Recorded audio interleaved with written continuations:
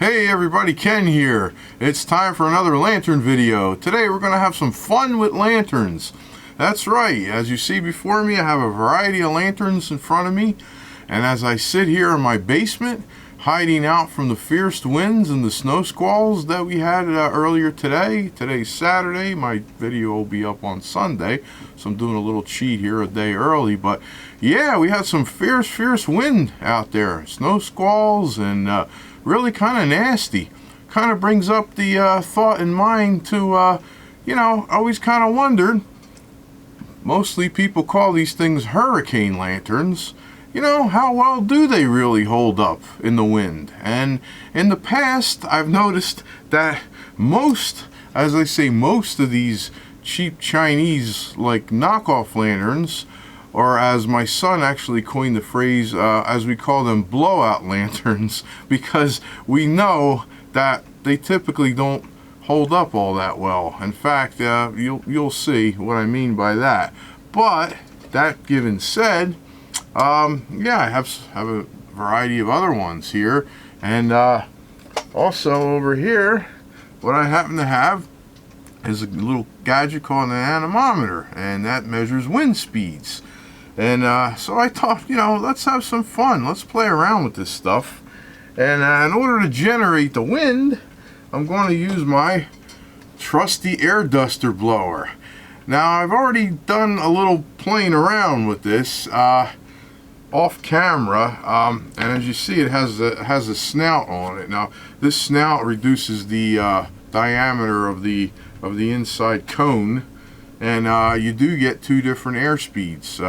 And I took my measurements about I want to say 12 to 14 inches away, and from because I didn't want to blast it right on the anemometer. But yeah, so wide open like that, I'm getting on average about 22 miles per hour.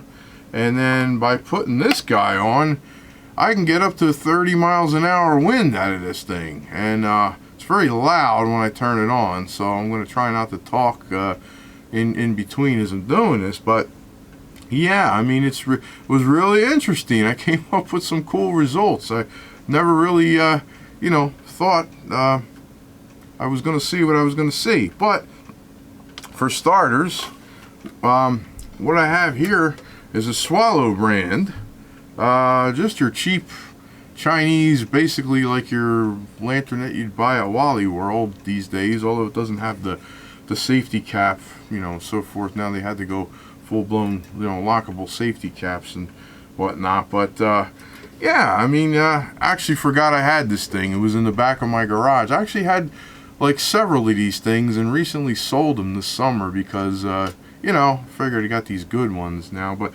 I happened to keep this one. This one kind of got away, and I kind of like the looks of it. But yeah, I mean, this is here. Let's give it a light. This is what we kind of call your typical, whoa, it's getting away from me there, okay. What we call your typical blowout lantern. Meaning that, it burns alright. I mean, it's not the greatest thing, but you can typically pick these things up and look at that. Now, if you try this with a, let's go right for the guts. And the lanterns that I picked out were strictly by the name, folks. No really other reason. The Tornado Lantern. How more appropriate than the lantern named the Tornado? I'll introduce the lineup here first. The Tornado Lantern. Then to my left, your right, we have the immensible, inevitable Dietz Blizzard. That's right, the king of the cold blast lanterns. Even though this is a more modern, streamlined version, I just so happened to pop that out because it's fueled up. My older model is dried up right now. I could have fueled it up, but. And then behind that, we have none other than the Warren Stampy Company Stay Lit, and we will see if it stays lit. That's ironic. And then here we have the Rayo 19, and I heard something about a big blizzard up in Maine in 1819. If you could look it up, there's some history on that. I'm not going to touch too deep on that, but I vaguely remember hearing some sort of a big snowstorm, so that kind of rang a bell when I saw that, the 19. So, and like I said, the swallow. Oh, and behind that I have, just for comparison, I have another. I have a I don't know. I still don't know if I'm pronouncing this right, but Quang. It's another Chinese sort of knockoff lantern. And then for another comparison, I have my SG&L number 0 square tube hot blast lantern. This is just for you hot blast nuts out there, just to say, oh, he didn't use a hot blast lantern. So that happened to be fueled up. It's still fueled up. I had that featured in the New Year's Eve lantern light up there, and it's keeping fuel in it very nice. So I just grabbed that. So yeah, as we've seen with the blowout lantern, and believe me, it goes right out. There's really not much further thing to say about it. I mean, I'm not really going to put this on there because you can imagine if I can just blow it out that easy, you can imagine what that's going to do, either the low or the high, even the low speed setting. So we'll kind of just put this to rest for now so we can make some room. But yeah, yeah, like I said, I did the measurements with I would do it again, but I don't know if you're going to be able to see it on camera. But like I said, I averaged out about 20, 22 on the low setting, and then 30 with the high setting. That was about the maximum I was able to get out of it at about 16, 18 inches away. But so yeah, it's a neat little gadget if you guys are interested in that. I actually bought it because I do a lot of kite flying and RC airplanes and drones, and kind of comes in handy for that. You might want to know, what your wind is like where you're, in the field that you're gonna go fly, if you want to fly, if it's too bad. So, but anyway, here, getting back to our tornado lantern, let's give that a light up here, and let's just see the interesting thing that happens with that. Now, obviously, as you can imagine, you can't blow that out by mouth. You can try as hard as you want. It's not going to go. This is really a good lantern. And in fact, what we'll do is we'll give it the basic. We'll take the snout off of this, and we'll let you see. Now there's two settings on this, and in fact, I kind of forget what I got on the high setting now. So let me just go back and retest this. I'll start with the low setting.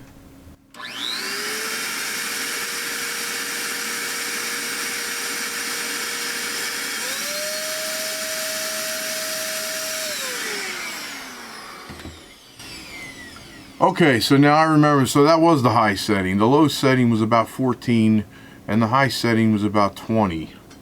So that's what it ended up being. So let's see what a 14-mile-an-hour wind does to our tornado.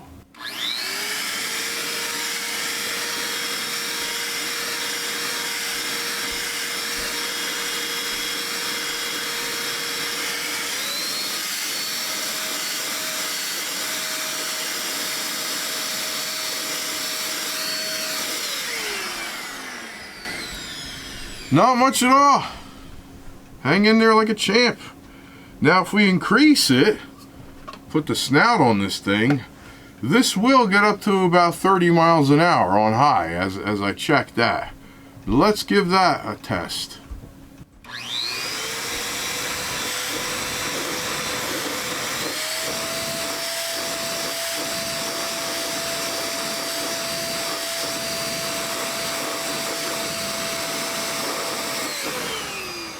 Well, that's fantastic. I mean, I can put this out if I actually put it right in there, but I don't think out in the open you're going to get into a situation where the pressure, the pressure is going to kind of be more equally distributed. And in fact, probably a little more accurate test would be to even take a leaf blower or something. But I'm not going to go outside on a day like today. It's cold out there. This is good to fool around with inside. So yeah, I mean, these things survive just fine. I mean, that survived very good. And so yeah, why don't we extinguish that? Let's see, however, if there's any difference with the Blizzard. Let's light up the Blizzard here.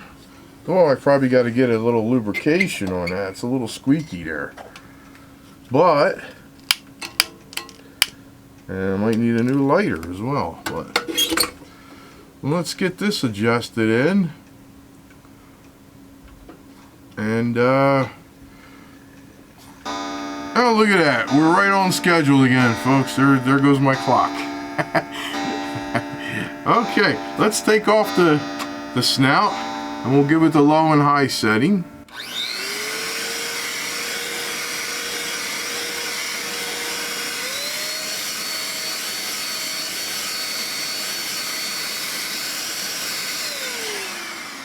A lot of fluctuation there, but it's hanging in there tough. Now let's go to the 30.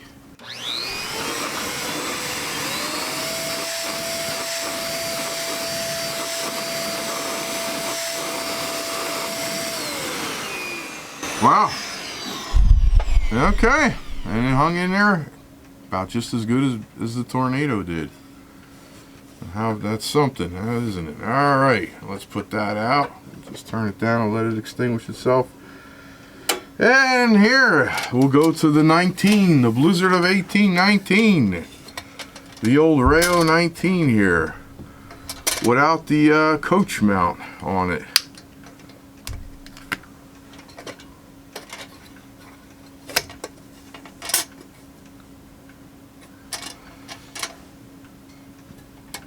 Now this is an oldie. It'd be interesting to see if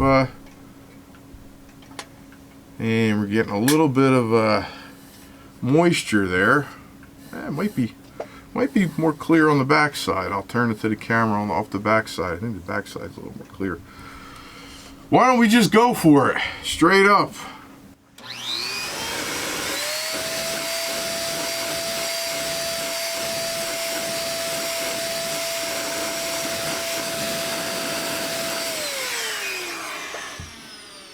I'm not seeing a whole lot of difference with that one either. That's Mighty Lantern too. How about that? And then we're going to go with the Stay Lit. And we hope it stays lit.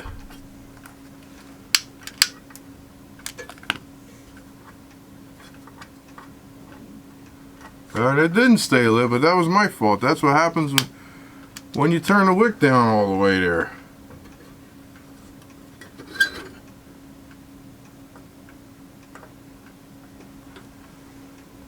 There we go. Got a nice flame going there. Let's just go for it.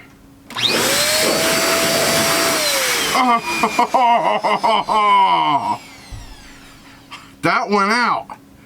This one went out. Let's try that again. It's actually happened to me earlier. I did a little bit of a practice before filming this video. For some reason, this one goes out. Give it a light up. Yeah, whoa, too much. The Stay Lit does not stay lit.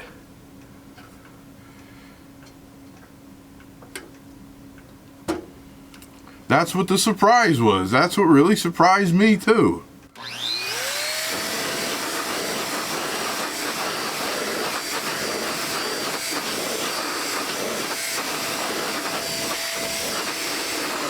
Alright, so I spoke too soon. I couldn't do it that time. But I did it twice earlier off camera when I was practicing, and I couldn't get any of these to do that without actually, like, you know, shoving the nozzle right into the top. But for some reason this one does have a little bit more fluctuation and does have a tendency to go out for some reason. Although, you know, if you took it out in the wind, I would have to say it's probably going to give you a good fighting chance. I mean, this is really, and it's so concentrated too. I mean, you're getting such a concentrated, you know, blast of air, whereas if you were out in the open, you're going to get wind, you know, everywhere. So I don't know how good of a test this is, but it's kind of cool, and it's you know, it's a lot of fun, you know. Actually, we're going to try this one more time.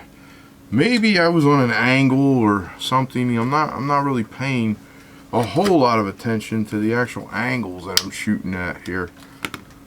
But it does give you one heck of a flame when you light it up, though, without drafting there, though. Wow, it really it does, for some reason, like, give you the most draft. Like, I have to turn that way down when I light that versus, so maybe there is a different drafting issue with this particular lamp. But yeah, I'm gonna just try this again. We're just gonna go for it.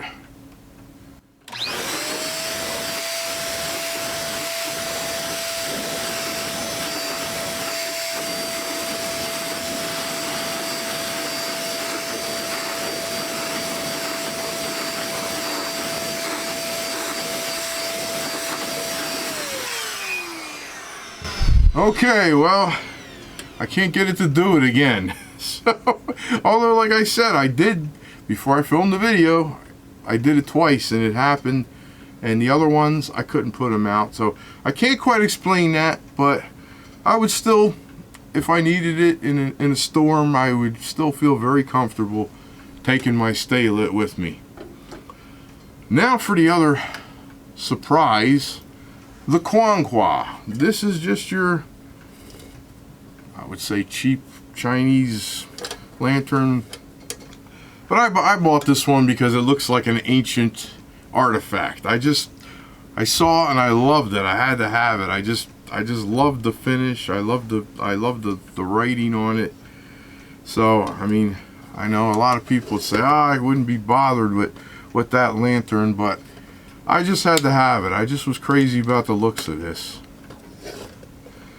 Now this one, for some reason, every time I light it, it does a little poppity skippity thing, but after it burns for 10 or 15 seconds, it's actually a really good burning lantern. As it is settling in here. Okay. Alright, so let's put this out. Now let's see. Start it on low.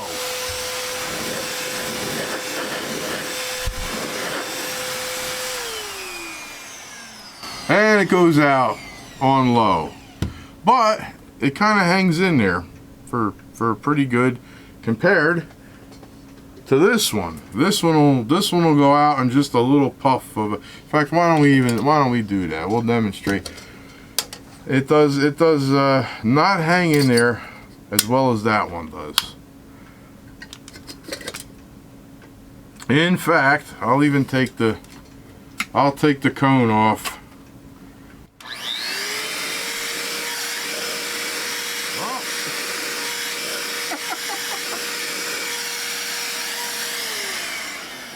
I had to get a little close to it, but as you see, these guys,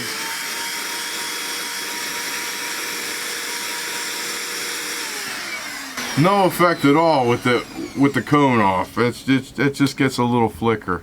But yeah, so there you have it. I mean, this is kind of what the difference is. And like I said, I mean, you can't actually just put that up to your lips and a good puff, and it'll blow it right out. But these, I have ever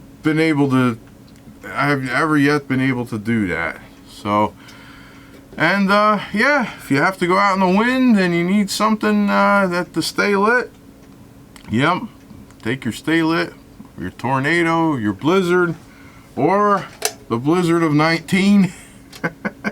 But they're pretty amazing. These things really are pretty amazing.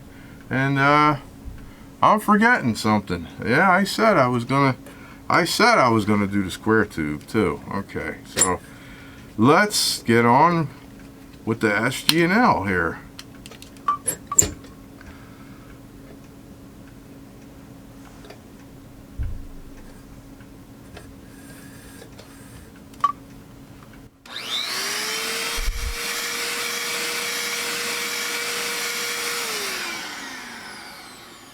we'll go for the gusto here.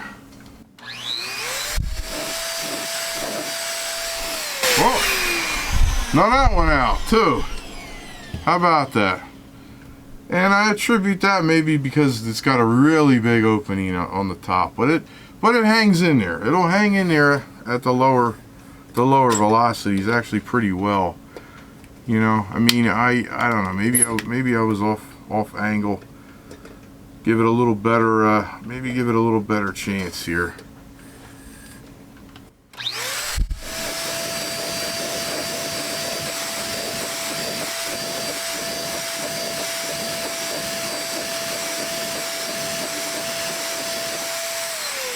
Yeah, I think I was too close. I was closer. I wasn't.